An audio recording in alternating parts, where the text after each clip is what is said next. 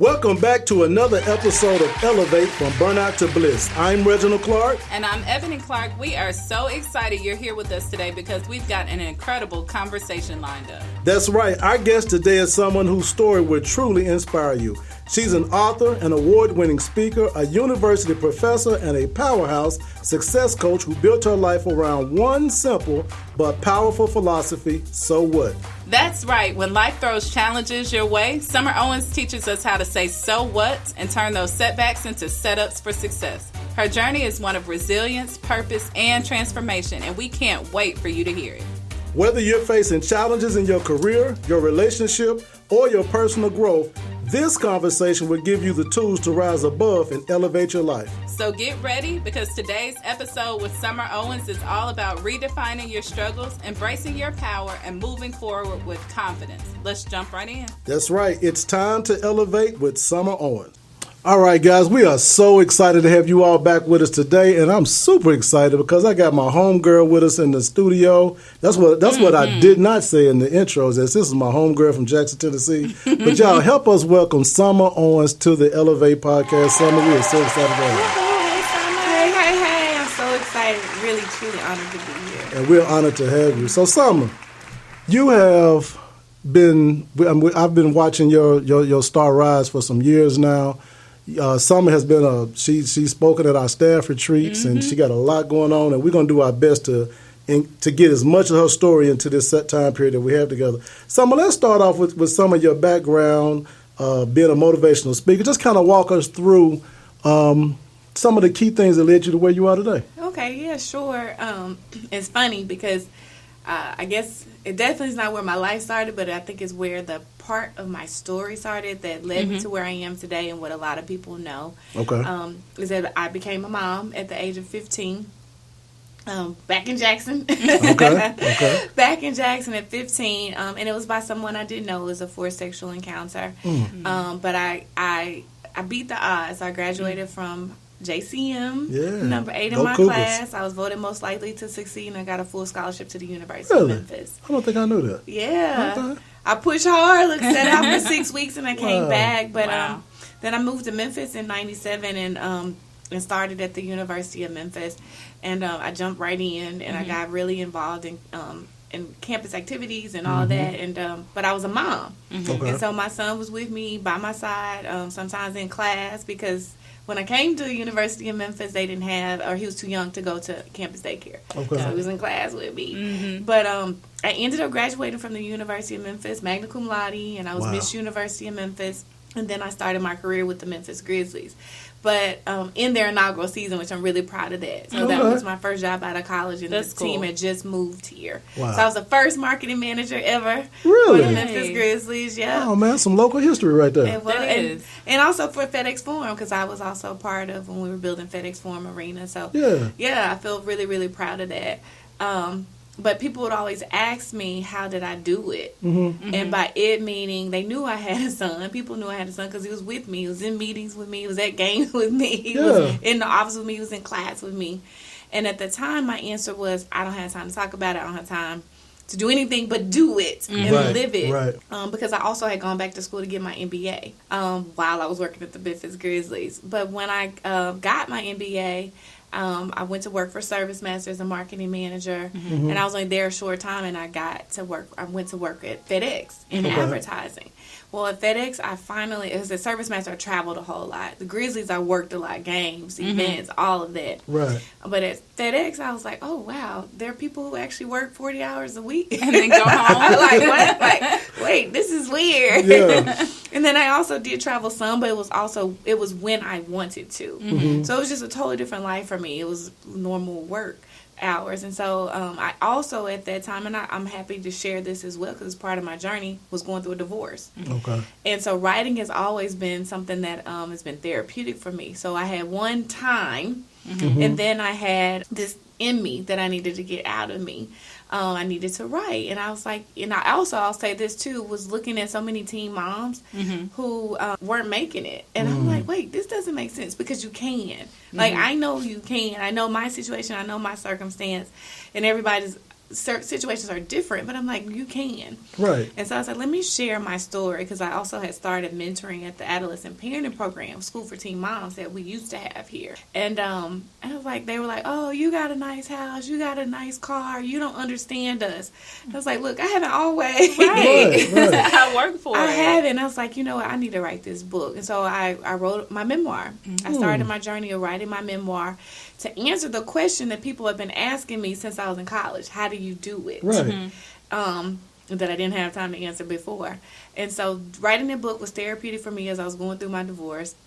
As I was dealing with a teenage son without a father who had his own hurt, anger, and all those things that I couldn't handle, honestly. But I also knew that I was the answer to what some other mom needed. She needed somebody to talk to her kids that weren't listening to her anymore. So I was like, I gotta share my story. I gotta get into this. And so I did. I published the book, my memoir, Life After Birth, The Memoir of Survival and Success as a Teenage Mother, in 2010. And that book took on a life of its own. Yeah. It really did. So I do have a background in marketing, PR. So I was like, well, if I got the book, I need people to know about it, right? So I did send out a couple of press releases, and I ended up on all local media, some national media, some international media. Wow. And people, especially educators, started reaching out to me, asking me if I had a curriculum to go with the book, would I come and speak in the schools? And so I started speaking in schools. That was the first question before the curriculum. Started speaking in schools, and I on my lunch break at FedEx, and I was like, so all this time you're still at FedEx? I was still at FedEx. Okay. And I'm going on my lunch break, and I would go, and they would line up to talk to me. They being students, staff, whoever. Afterwards, I was like, this feels good. Yeah. Then I would go back to work, and I would do my work, which I love my job, by the way. I worked in advertising, so it wasn't that I hated my job. I loved it. But every time I would go and speak, I would leave feeling like I need to do more of that. Because I'm like, I know that just helps somebody. And I'm like, wow, just talking about my life and sharing my story is helping people. And so I continued to do that on my lunch break, after work, wherever I got the opportunity to speak, I was doing it. And then at the same time, like I mentioned, some teachers asked me if I had curriculum to go with it. I was like, just give me a minute. Yeah. Yes, I do. I was like, and it's had come. It's not printed yet. But yeah. So I did. I partnered. Actually, I worked with a Memphis Shelby County School at the time, Legacy. MCS teacher, and we developed a curriculum. I told her exactly what I wanted it to say, have what I wanted the outcomes to be in the lessons, and I created that. Now where I am 3 versions into that curriculum. Come on now. And I had, because I had so many educators reach out to me, especially English teachers and professional school counselors.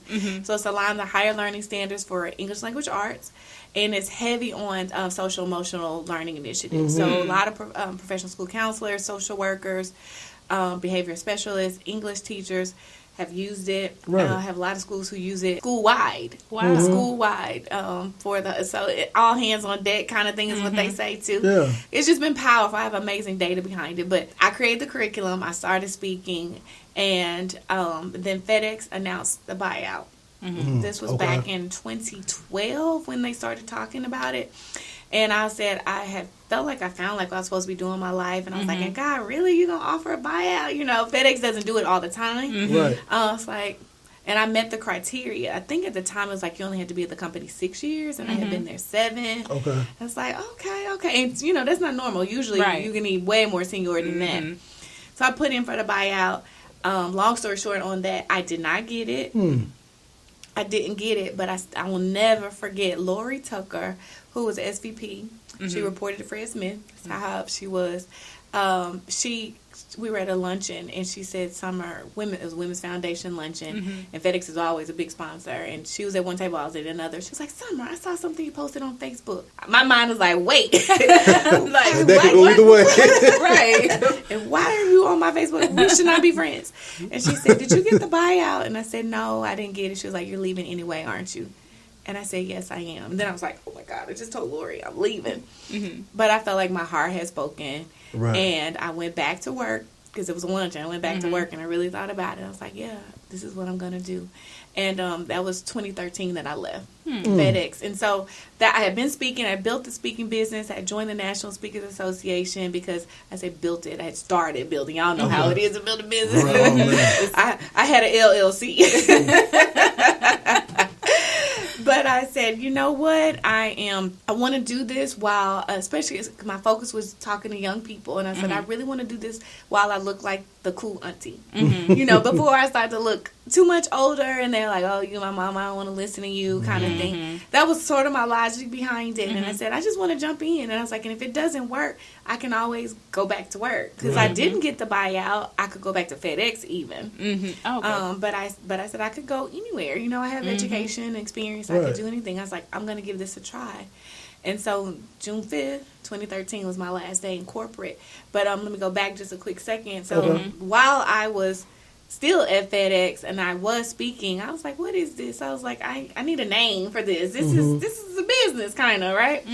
And I had just been at Harpo Studios. Do y'all remember Oprah's Favorite Things? So I was over that project when I was at FedEx. So they had FedEx L ship all the stuff, so the audience gets all the stuff right. FedEx ships it, and FedEx L ships it. So I was out at Harpo Studios, coordinating that. And I also was working with her magazine, which is in New York. But I was coordinating that, and I remember seeing Harpo on the side of the building. And y'all know Harpo is Oprah, spelled backwards. That's right. And I was like, okay, that's cool. I was like, it kind of stuck with me. When I got home, I still remember this. I went to sleep. I woke up the next morning and I had so what. All I could hear was so what. Because my business and everything that I do is so personal to me. I wanted my name in it, but I didn't want it Summer. I wanted it more subtle. And I was like, yeah, that's where so what came from. And so what is just about teaching people to say so what to life situations, circumstances, even to trauma. And so now what? How do you move forward from it? And that's what my life has been about. Is things happen. Sometimes we make bad decisions that put us in bad situations, and sometimes we're just born into situations. Sometimes things just happen. But you can stay stuck, or you can say so what, and you can move forward. Wow. So that's how I got into speaking and the whole thing. That is absolutely amazing. We've just scratched the surface, and I'm sure everyone listening has gotten something out of it. So I imagine everybody's leaning in real close to their radios right now. And I will say, I know it seems like every person that comes on, I say that they're my friend, but it's because it's really true. I've known Summer for a long time, and I absolutely love her. So I'm so excited to have my friend here with us today. Same. Summer, I wanna jump back for a second. As you were giving us your story, what kept coming in my mind was, man, no excuses, because you listed maybe 8 things that some people would just, that'd be their one excuse.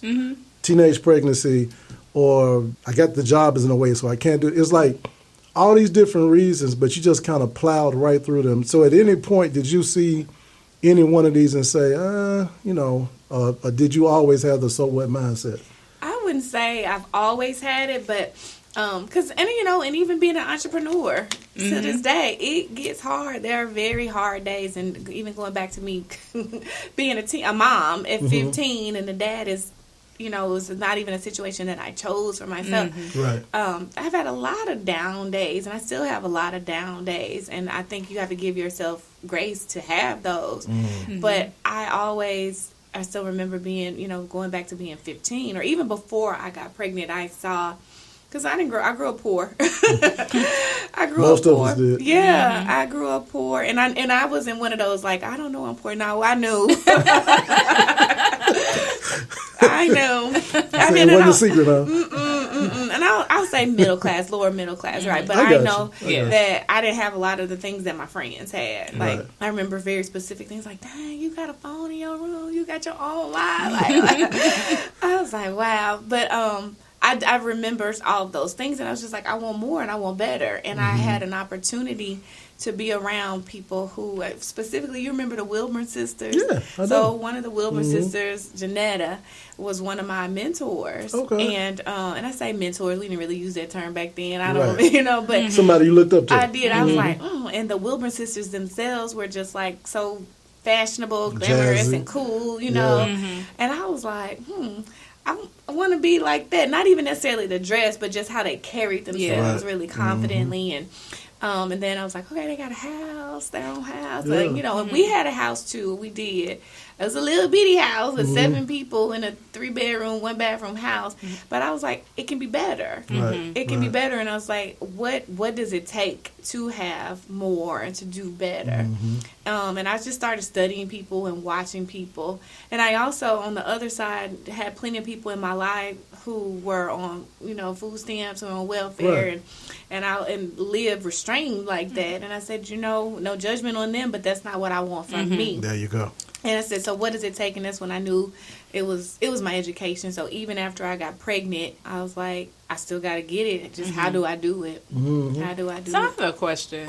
One of the themes through your story is resilience and being self-motivated. And that's lacking sometimes. So what was God-given and put in you and you nurtured, how do you teach? I know you're a motivational speaker as well, but how do you teach that to other people? How do you make people want to have that grind and just to make things happen without any excuse? Sure.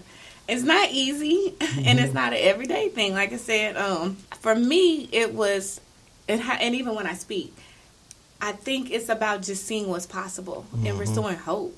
Because sometimes when the resilience isn't there, the push isn't there, the grind isn't there, it's because you think you might be doing it for nothing. You think you may not make it. Or not just think you may not, you figure you won't. Right. You figure it can't happen. But I've always believed that it can. If you can do it, that means I can. That means it can be done, right? And I believe I can do it.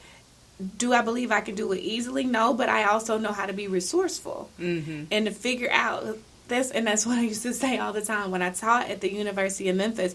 I remember even a specific lesson. I just had the students go into the office, student activities office, to join an organization. Y'all know me. It's always important, right? But they were like, how do you find which organizations are there? I remember one student asking me, and I looked at another student. These were adult students too. And I said, what do you think my answer to that question would be? Right. And he said, figure it out. There you go. And so that's one thing I always say is never doubt your ability to figure it out. So if somebody else can go on a t-shirt. And I need to, huh? Yeah. Because that's just the truth, and that's what stops us. That's what limits us, is we do doubt our ability to figure it out. You stop at I don't know, or I don't know how. But I'm like, the truth is, that's probably a fact. But somebody does. Right. Somebody does, and there are resources out there. So for me, that's where my resilience always comes from. It's like, I look at other people. Somebody else has done it. Why not me? Why not me? Man, that's good stuff. Good stuff. Y'all, we are right up against the first break. This has been great. I can't wait to get back. Stay with us. We're here with the incredible Summer Owens. We'll be right back. Remember, it's time to elevate. And we're back. Welcome back to the Elevate Podcast with Reginald and Ebony Clark. Our guest today is the brilliant, beautiful, awesome Summer Owens, and we are talking about so what, turning setbacks into setups for success. So I have a question for you, Summer. You've built a career as a speaker, coach, professor, and many other things, but what inspired you to step into these roles? Yeah, it's funny because I never would have chosen any of these. Not a single one. The speaker, specifically the speaker, people just started asking me to speak. Yeah. When I published my first book, people started asking me to speak, and I don't know that I'm like the greatest speaker, but I get so passionate about it. And when people, I can see light bulbs come on when I'm talking, when I'm sharing. And so when I started doing it for free, when I was speaking at schools, and then I learned that, it's a business. Like, I have a whole business around this. And then I was invited to join the National Speakers Association. Now I've developed a career as a professional speaker. That's awesome. And I get paid to do it, and I love it because I invest in the craft, and I invest in what I know and what I teach. And so I never have a doubt. And it's not arrogance, it's for real confidence. I never have a doubt that every time I speak, I'm meeting you on a stage, I'm leaving you with something that's going to change your life. There you go. Wow. And it means a lot to me. The coaching part came from, and y'all probably get this, how do you do this? How do you?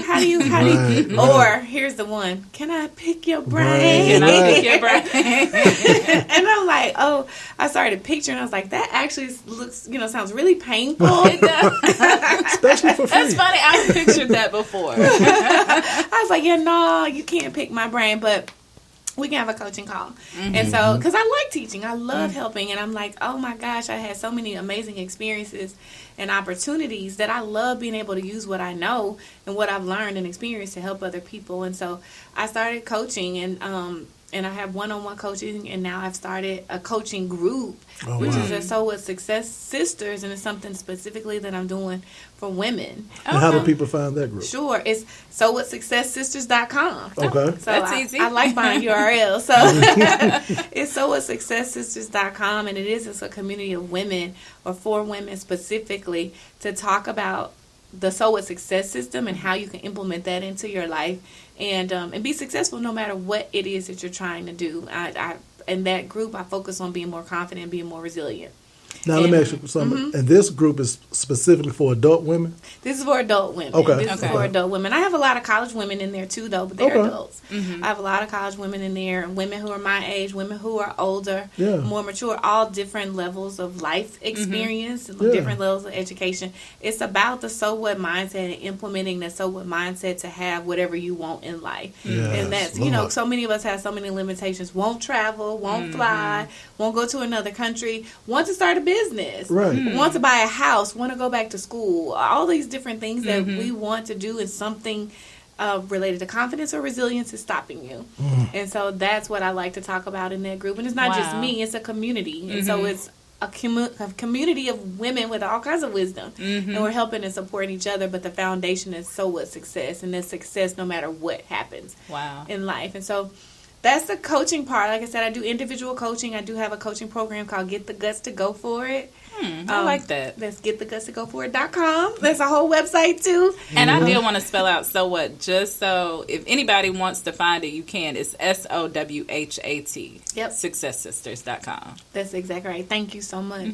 So, I have that coaching program with one-on-one coaching with the Get the Guts to Go For It program, where we focus specifically on a goal that you want to achieve, whether some of the things I just said, like buy a house, go back to school, travel, start a business. The things that I've done, like I coach on the things that I've done, the things that I know, start a nonprofit, whatever, and that's that coaching program. But I'm really happy about the community too, because I wanted a way to make it my coaching to be more accessible to more people. Got it. And so that's where the community comes from. And the professor thing is a very cool thing too. So I've gotten to be an adjunct professor at my alma mater, our alma mater. GTG, go Tigers, go. Yes. Don't get me started. People are always like, you know the fight song. I sure do. That's right. I sure do. But the cool thing about the professor position is that it was in 2012, Dean Rajiv Grover, he was the dean of Fogelman, Fogelman College of Business and Economics at the time. He came to my job at FedEx to tell me that I had been chosen as the undergraduate outstanding young alumni of the year for Fogelman. Wow. Yeah. Somebody had nominated me, and I didn't know who, but somebody had nominated me, and he came to FedEx to tell me I got it. Oh, wow. And he's so funny. You have to know him. He initially he said, I came to let you know that you were nominated, but unfortunately you weren't selected. But we like to tell people in person. I was like, you make all that trouble to just... But I got it. And that's what connected me to him, which it was a huge honor, right, to get that honor for Fogelman. I was like, what? But that connected me to him, and so he learned about me and my story at that point, because I had written the book. He knew about the book. Somebody nominated him. He knew my story. So then he reached out to me, and he asked me if I would create a life skills class. He said, Summer, he did. He said, Summer, our students are graduating. And they know business, basically. He said, but they don't understand life. They're still making weird life choices, and they're not really ready for life. And I was like, Yeah.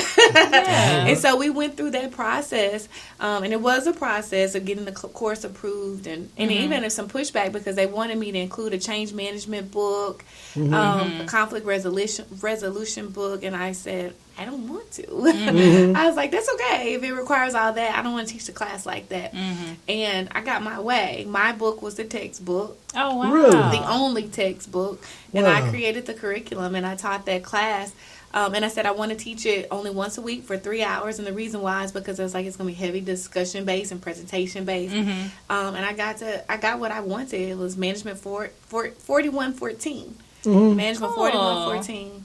And it was, and I got to teach in some, because I taught 6 semesters, and I got to teach in some of the same classrooms that I sat in as a student, that I sat in with my son as a student. Wow. And it was really, really special. And the only reason why I stopped teaching the course was because my speaking business got too busy, and I ended up having to cancel class quite a bit that last semester, and my students were bummed about it. I'm sure. And it was cool. Like, how many students are sad or upset, and they were messaging me like, for real, we don't have class tonight. And I'm still very connected. I've never done that. I never did Me either. neither. I never did either, but my students, because we talked. We had good conversations about life. They were reading my book. And when I say they, it wasn't about me being a teen mom. It was about life and life choices. So that same student figured out, he was a 42-year-old man, white man. He was a student who loved my class. He still connected me to this day. Wow. So that's how I got to be a professor. And then after that, when I decided to quit FedEx, I said, let me teach some more. So I started teaching marketing as well. But I'm not doing that now, only because of my limitation on time. But that was one of the best experiences of my life too. So I knew you were a professor. I did not know that it was a class that you created. So that is so cool. So cool. Such an honor. It really I got was. 2 things. One, I want to say before I want to transition over to the curriculum. And that you mentioned about the coaching program. So I want to challenge the men out there right now. If there's a lady in your life that you really care about, why not sponsor a lady for the coaching program? I think that's a great idea. I love that. Yeah, that'd be a good birthday gift, Christmas gift, or just a gift in general. Why not sponsor somebody for that? I love that. Now, you mentioned some of the curriculum, and that's something that. No, so who's buying it? School districts are getting it? Districts or classrooms. Or, so all levels. So school districts have purchased it. Okay. Schools. Okay. Schools, and even on the classroom level, if the teacher has the funds to buy it for the classroom level, but it's been implemented district wide. That's great. And also not just schools, anybody who works with youth. So I've had even churches. Churches have churches, because all churches have youth programs. So I've had a lot of churches to use it with their youth programs, and I even have a little bit different spin for them where they can incorporate scripture, because I have scripture in my book. And then also youth programs. So Boys and Girls Clubs have used it before. Yeah. Big Brothers, Big Sisters. I've had a number. Anybody who has kids. Right. Who has kids. 5th grade up. Because the earliest level for the curriculum is 5th grade. 5th grade and up. There's a 5th grade version, a middle school version, a high school version, a young parent version, and then there's also a first generation college student version. Wow. Yeah, man. So let me ask you this. Can you tell the listeners a little bit more about the curriculum or what the kids are learning as part of the curriculum? Sure. So first of all, I'll go back to saying this wasn't even my idea. This was educators who reached out to me, and they were telling me that students were reading my book in class and wouldn't put the book down. I'm like, what is this book? I literally had teachers find me because students were reading the book. And they asked me if I had a curriculum, and so I said, yeah, like I said before, and then got to work creating it. The curriculum, again, is aligned to higher learning standards for English language arts. One, specifically because I had teachers telling me they're reading, so that's literacy, right? That's literacy, and I have data now that shows that it's improving, one, their interest in reading, and also their ability to read in their reading levels, their literacy levels. And then because it follows my journey. So if they're reading my book is the textbook. So it starts with me being a little girl in elementary school bullied. Bullied because I had big teeth, which I still have big teeth. They just used to stick out more because I sucked my thumb. So I got called Beaver, Rabbit. Aww. And then I had a condition where I used to pull out my hair. So I used to twist my hair and pull it out from the root. I talk about all this in the book. And I got called Boy, Beaver, all those things. So it starts with me being young, elementary school, getting bullied. So that's a topic in it. That just made me mad. I know. Like, I want to go find them. Oh, y'all, it was a whole I Hate Summer Club. Are you serious? When I was in 6th grade. But I talk about it, and that's part of, you asked about what you're learning. It talks about bullying and how I felt being bullied, but also looking at it from the lens of the student who's doing the bullying, how to deal with bullying. So that's one topic, but also self-esteem and self-awareness and confidence, even on that. But it follows my journey going into middle school and puberty and body changing and body images and all those things, and me having acne, because I had acne real bad. And then my body started changing, my hips started growing, I had stretch marks. So it talks about all those things. That's why students really like it, because I talk about everything. I talk about everything. Even starting my cycle, that's what a lot of the educators really like, that I talked about that and how it was handled or not handled. And I wasn't educated about it. And we know the consequences of not being educated about it. There are lots of consequences. One is pregnancy. So it talks about that, and it talks about the act of when it actually did happen, when I did get pregnant, and the situation I was in, that my role in it, and what I could have done to prevent it, what I could have done afterwards, what his role was, and consent conversations come from that. A lot of powerful conversations come from that. But that's a part of it. And then it goes on to, okay, now I'm pregnant, and what are now their choices, right? Talks about that. But it also, and it's all in a lens. So keep in mind, this is in a school setting. They're in different school settings. I even said in church settings. These are conversations that need to happen. And it's providing a safe place and a safe way to talk about it. Because you're talking about Summer, right? This her. And what did she do? And what should she have done? Or what did she do great? But now I've graduated, or I'm pregnant, and how do I go back to school and continue school? And it's talking about that. And again, it's me sharing my story, but everybody has their own story. How do you need to push through and go to class and get your work done? Well, if she can do it with a baby, why are you not doing it? Right. Why are you not doing it? And then I graduated, and then how I got financial aid and how I got my scholarships to go to the University of Memphis. And it even follows me moving into the dorm and living in the dorm. And now I can't live in the dorm. I got my child because he moved in my sophomore year. Me working. Oh, yeah, back to working. I worked 2 jobs in high school. Arby's and Waffle House. Oh, wow. So, and I was editor of yearbook staff. So getting involved, y'all, again, know how important it is to me. It talks about that. Same thing, I go to college.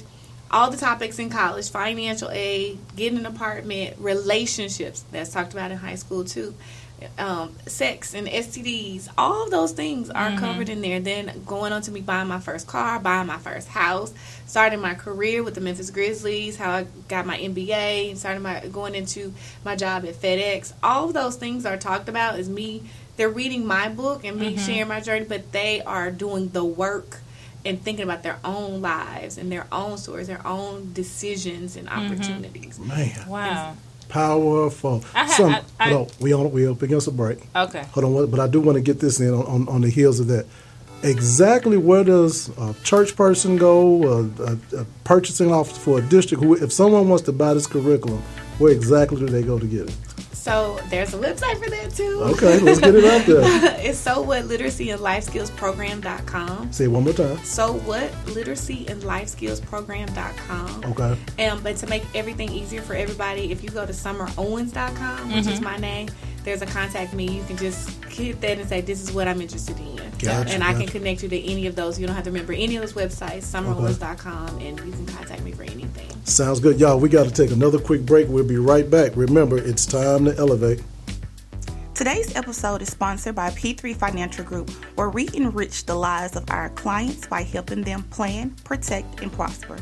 Call P3 for all your tax and financial planning needs at 901-209-4015. That's 901-209-4015.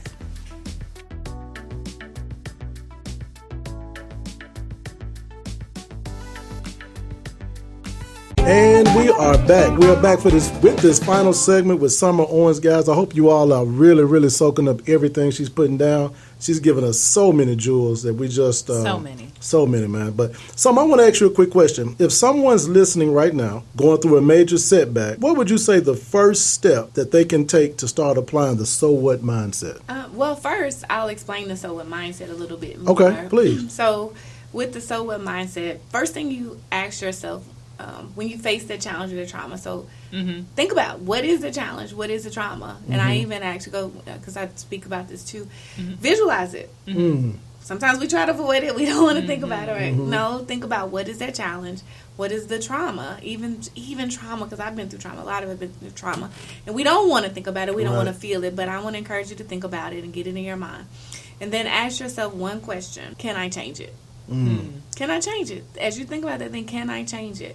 And if the answer is no, you can't change it, then what do you need to do? You need to accept that thing. Whatever it is, no matter how hurtful, how painful it is, if you can't change it, you got to accept it. But in most situations in our lives, when you ask yourself that question, can I change it? The answer is probably yes. There are a lot of things that we feel like we can't change, but we really can. And if we can't change it, we can actually do something about it. And so if the answer is yes, you can change it, you can do something about it, then you got to do something about it. That's act. So it's accept or act. But the problem is, I love it. Most of the time we don't accept and we don't act. We just spend our time in the middle complaining about it. Right. Oh, my gosh. Complaining about it. And you think about all the people who come into your life, the job that they hate, the relationship that ain't working, this, that, just complaining. And you in your mind probably are thinking, do something about it. But then when we internalize, it's like, oh, what are those things that I'm just complaining about that I need to take some action on? Or if I'm not going to take action on it, I need to accept it and shut up about it and stop complaining about it. I like That's it. That's how the so what mindset works. Is you have those two choices: accept or act. Not complain. We ain't got time for complaining. They get you nowhere. You nowhere. So that's the first step. Is to really think about that challenge, that trauma, that thing you don't like. It could be the smallest thing, something you don't like, or it could be a major thing like real trauma. And what is it? Do you need to accept it, or do you need to take action? And that action might be counseling. It might just be talking to somebody. You might be getting help. It might be looking up resources. It might be saving your money. It could be anything. It just depends on what that specific situation is. But there's usually action that you can take. And again, sometimes it's the first action is just talking to somebody, getting some help. So on that same line, but in a professional setting, what advice would you give to professionals that are burnt out and they're trying to reframe like their challenges and setbacks and really find out what it is that motivates them and what it is that gives them joy? Ooh. That's a good question. I really do feel blessed that mine just kind of fell in my lap. But even with it falling in my lap, maybe it really didn't. You know, maybe it was me recognizing a few things. Like one, a need. Like I said, I saw so many teen moms giving up because the stats were only 1 out of 3, I think at the time, would graduate from high school. And I'm like, that is ridiculous. That I don't care what your situation is. That's ridiculous. And so I'm like, okay, I'm gonna share my story. This is, me taking some kind of action. I was like, okay, I can solve a problem, or help to solve a problem, and that led me to where I am today. So maybe part of that is like dealing with burnout. It's like, okay, what is it? Is there a problem that you identify or that you see, and you have been through it, you've done it. Maybe there's something you can do. Start a podcast. Everybody's doing that, there right? You go, man. So write a book. I don't know. Teach a class. There are so many things that you can just start to do to address an issue or problem that you probably have a good insight on, or that actually helped me to discover like what I'm good at and what I'm some of what I'm good at, what I'm passionate about. I never been I've always been shy. People are always like, no, you're not. I'm like, yes, I've always been shy until I'm passionate. And it's like, no, I got something to say that's going to help you. Yeah. So find things that you're passionate about. And those things can turn into a career, or they can turn into a hobby, or they can just turn into a tool to help somebody else. So it's like, maybe think about those things even outside of your job, but then within your job, within your career, are there things that you can do there? Are there organizations within your job? Because I remember it was the African American Network at FedEx. When I was at FedEx, I liked being a part of that. So it had nothing to do with my job. It was just because I was African American and I worked at FedEx. But that gave me another outlet to be able to do something different.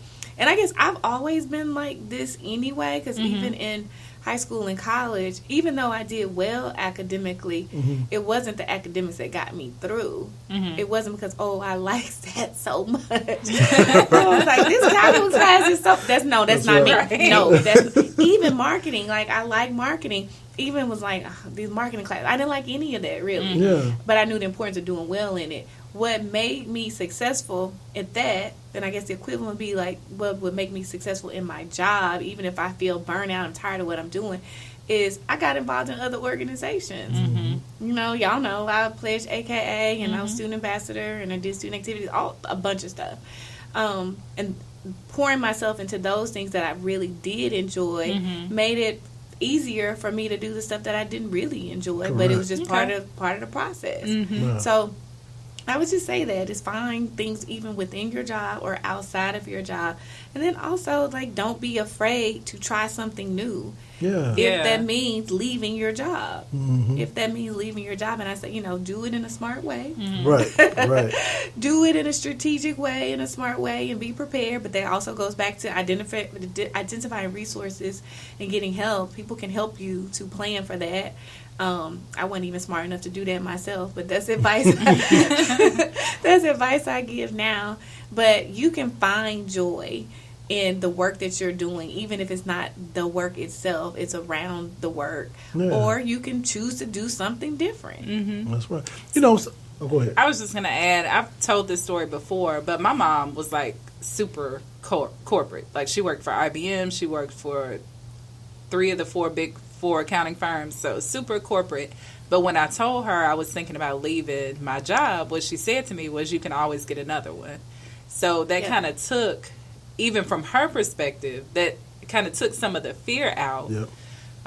And like you said earlier, you can always get another. There are always going to be resources that you can access. Yeah. So just step out there. Life is short. What? I'm telling you, life is just too short to not be happy. What you said, for real. And to just sit around complaining. It's like, if you're out there listening and you are complaining about your job, do something about it. Right. Yes. Do something. I was telling a friend earlier this week, we don't get another bite at the apple. We don't get to the end of the deal and say, I'm going to do it differently. That's not how it works.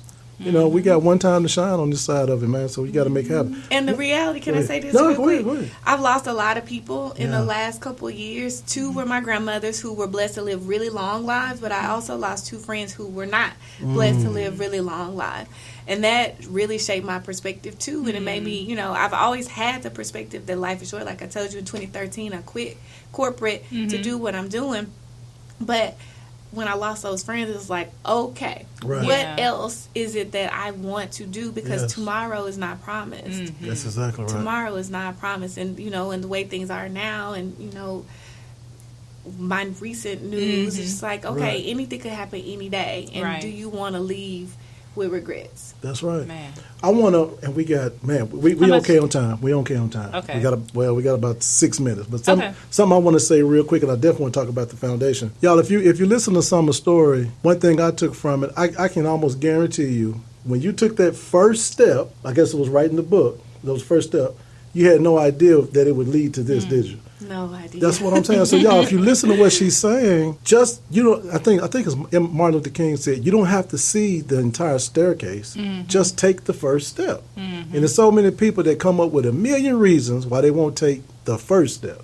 Just take the step, man, because you don't know where it's going to lead you to. Go ahead. I was just going to say, just real quick, I've been to Ghana and I've been to Italy. Yeah. Not even as speakers, but just people I've met on this journey because of that. And many other cool places in America, too. But just when you say you didn't know it was going to take you there, physically, there are so many places I had no idea this would take me. There you go. And I was just going to say, if you take the first step and you don't, if you don't like that step, you can take the step, go back down and choose another staircase. Right. Like, it's not, everything is not final. Right. What's final is the fact that we don't know how much time we have. But the choices that you make, you can always make a different choice. That's right. Step back down, and it's going to be 18 other staircases that you can take. Absolutely. And I don't want to go to the grave with the music still in me.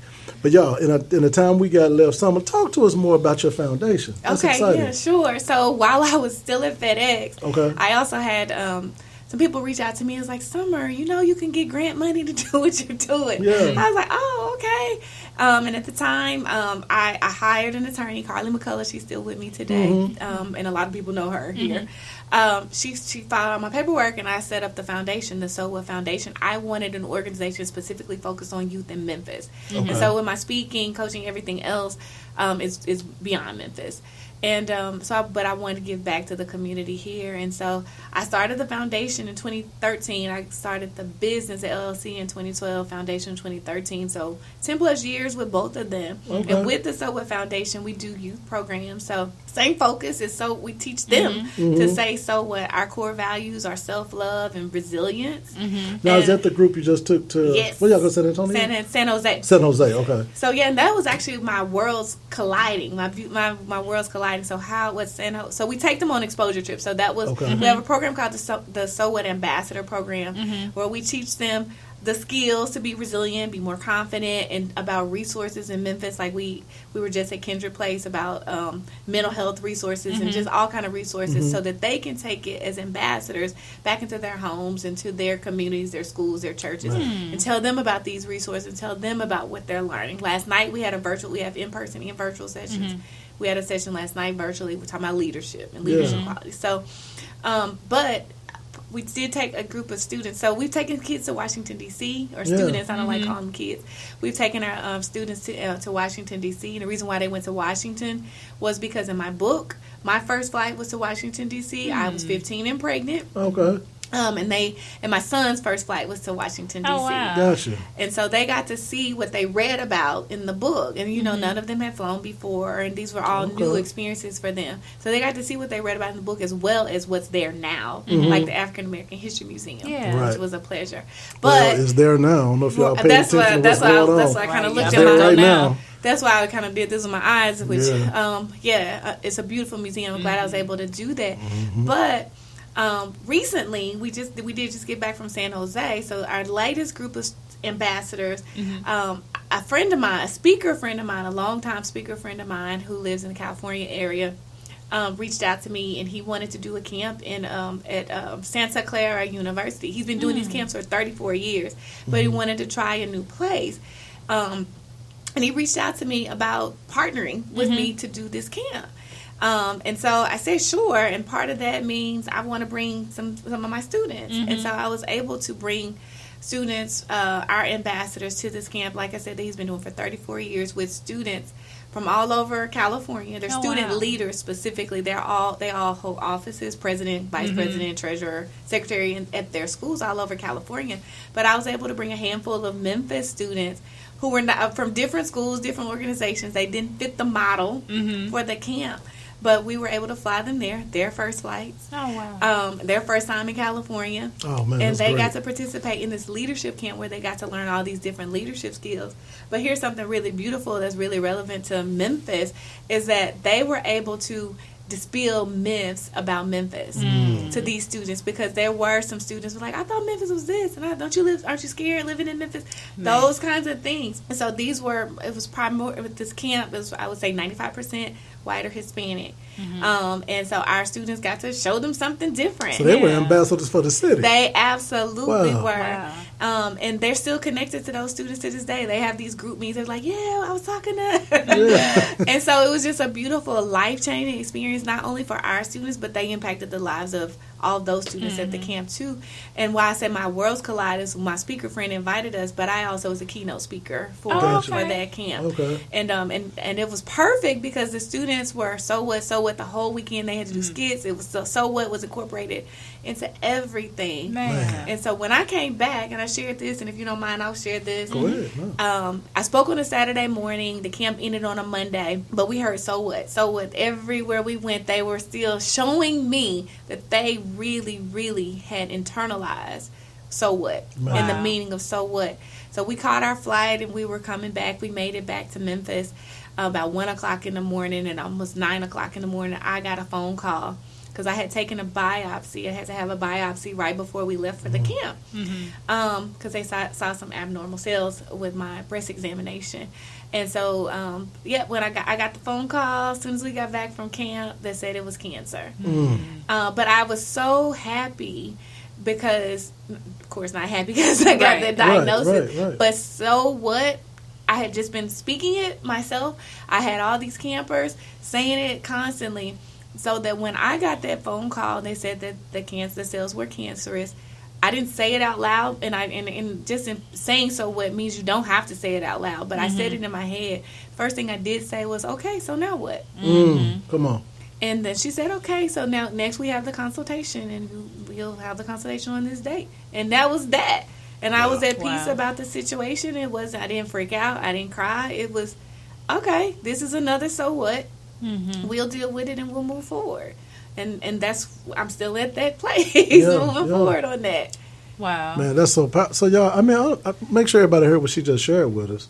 This is not just the title of your business, your thrust. You're living it all over again with a different situation. She's been able to internalize and do for herself the advice she's giving you all and giving us. The whole weekend, you didn't know that all of the students were preparing you. Right. To get this. But the reality is I live it. It's not even the cancer diagnosis, and here we are. I live it every day. Right. Every day.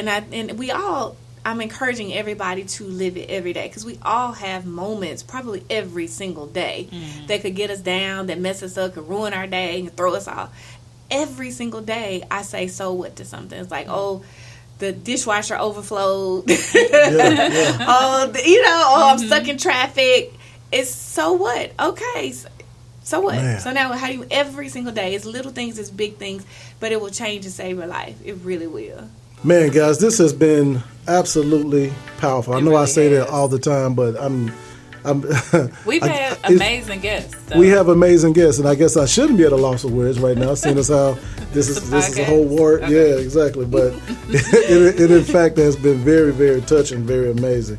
But I want to be sure before we get out of the way here that people know how they can pour into donate to the foundation. So, and I imagine the same website, I imagine. No. Oh, here we go. We got a different website this time. So, y'all, get your notepad ready. We got a different website. So, for the So What Foundation, which is a 501c3 organization, the website is thesowhatfoundation.org/donate. Okay. To donate. sowhatfoundation.org/donate. Gotcha. And she mentioned it's the 501c3, so that means it's tax deductible. So send it. That's exactly right. Y'all, we got to cut it off. We got to get out of here, y'all. We have been spending the last hour with Summer Owens. Amazing person. If, go back and listen to this again. It's going to be on wherever you listen to your favorite podcast. Your book. Where can they get your book? So I would encourage people to just go to summerowens.com on my website because I'm pretty active on social media. You can connect with me on social media. You can reach out to me if you have questions about any of the things we've talked about. And you can buy the book. I have more books too now, so you can buy my memoir as well as the other books now that I've published. Sounds good, guys. Well, look, we got to get out of your way. Remember, y'all, it's time to elevate. See you next week.